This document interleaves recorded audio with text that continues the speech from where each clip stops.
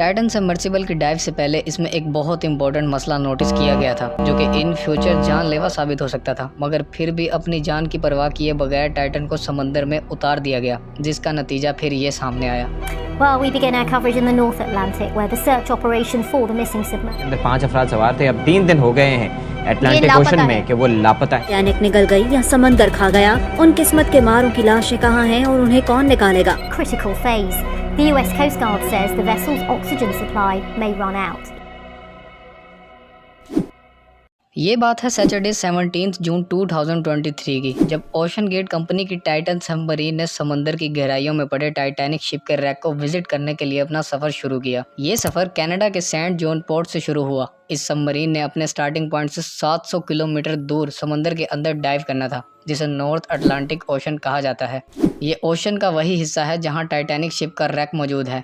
Ocean के इस हिस्से में मौजूद पानी का टेम्परेचर 2.5 डिग्री सेल्सियस होता है, जिसका मतलब है कि इतने ठंडे पानी में इंसान बगैर किसी सबमरीन के सिर्फ 30 से 90 मिनट तक सरवाइव कर सकता है। टाइटन सबमर्सिबल को संडे 18 जून को सुबह के वक्त पानी में उतारा जाना था, और जैसे कि आपको पहले ही से मालूम है कि डाइव से पहले टाइटन में एक मसला नोटिस किया गया था जिसे इग्नोर कर दिया गया था। वो मसला आखिर था क्या, और सब मालूम होने के बाद भी ये रिस्क क्यों लिया गया? इस सफर में 5 लोग शामिल थे, जिनमें खुद ओशन गेट कंपनी के CEO स्टॉकटन रश भी शामिल थे। इस सफर में एक्शन एविएशन के फाउंडर जॉर्ज हैमिश हार्डिंग, जो जेफ बेजोस के साथ स्पेस में भी ट्रैवल कर चुके हैं, पॉल हेनरी, जिन्होंने पहले भी टाइटैनिक को विजिट किया था, और पाकिस्तानी बिजनेसमैन शहजादा दाऊद और इनके बेटे सुलेमान भी शामिल थे। ये वो 5 लोग थे जो अपना शौक पूरा करने के लिए टाइटैनिक के मलबे को देखने जा रहे थे। 1912 में डूब जाने के बाद टाइटैनिक को 73 साल बाद 1985 में तलाश किया गया था। अलग अलग कंट्रीज के शिप एक्सपर्ट्स ने दर्जनों बार टाइटैनिक का रुख किया। टाइटैनिक मूवी को बनाने से पहले उसके डायरेक्टर जेम्स कैमरोन ने भी दर्जनों बार टाइटैनिक को विजिट किया। फिर इस मूवी को 1997 में रिलीज किया गया,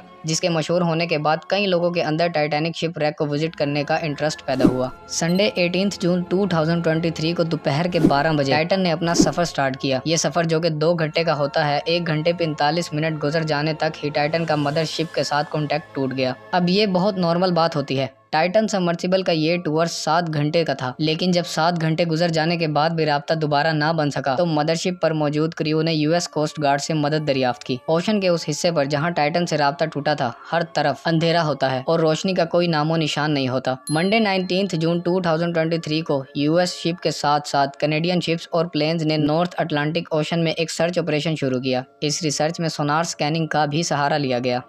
टाइटन टाइटैनिक से सिर्फ 15 मिनट दूर था। अगले 2 से ढाई दिनों तक ये रिसर्च जारी रही, मगर टाइटन का कोई नामो निशान ना मिल सका। वेंसडे 21 जून को सुबह 6 बजे सर्च टीम ने पानी की गहराइयों में से कुछ आवाज़ों को रिकॉर्ड किया। इन आवाज़ों को अंडर वाटर रेडार्स की मदद से सुना गया था। इनको सुनते ही ROVs को आवाज़ की डायरेक्शन में भेज दिया गया, मगर ये भी फेल हुआ और टाइटन की कोई खबर ना मिली। सबमरीन में 96 घंटे यानी 4 दिन तक का ऑक्सीजन मौजूद था, जिसमें से 3 दिन गुजर चुके थे। थर्सडे 22 जून को ROVs को टाइटैनिक के रैक के पास फिर से भेजा गया। उसके बाद जो देखा गया वो हमेशा याद रखा जाना था। 3:48 पर ROV ने टाइटन का एक हिस्सा टाइटैनिक के मलबे से 1600 फीट दूर पड़े देखा। टाइटैनिक के मलबे को देखने जाने वाली सबमर्सिबल का मलबा अब पूरी दुनिया की न्यूज में दिखाया जा रहा था। इस न्यूज ने पूरी दुनिया में हलचल मचा दी थी। टाइटन, जो कि पानी के अंदर 4000 मीटर नीचे मौजूद थी, वो पानी का प्रेशर बर्दाश्त ना कर सकी और सिर्फ 0.3 सेकंड्स में ही फट गई।